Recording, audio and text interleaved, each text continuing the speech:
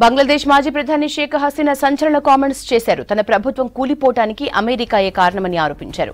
బంగాళాఖాతంలోని Saint Martin ద్వీపాన్ని US ఇవ్వనందుకే అధికారం నుంచి తప్పించారన్నారు.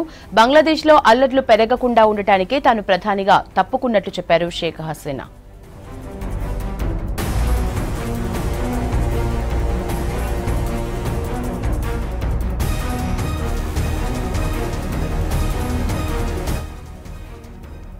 బంగాళాఖాతంలో ఆధిపత్యాన్ని నెలకొల్పేందుకు సెయింట్ మార్టిన్ ద్వీపాన్ని అమెరికా అడిగిందన్నారు షేక్ హసీనా. యుఎస్ ప్రతిపాదనకు తమ ప్రభుత్వం ఒప్పుకోలేదన్నారు. దీంతో తనపై కుట్ర జరిగిందని, లేదంటే తాను ఇంకా అధికారంలో ఉండేదాన్నని అన్నారు. బంగ్లాలో హింస ఉండటానికి విదేశాలకు వెళ్లానని అన్నారు.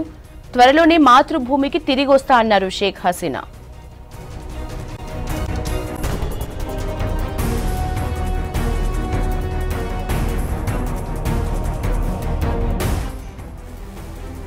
ఇటీవల బంగ్లాదేశ్లో రిజర్వేషన్లపై చెలరేగిన అల్లర్లు హింసాత్మకంగా మారాయి. నిరసనకారుల విధ్వంసంతో 400కు పైగా ప్రజలు మరణించారు.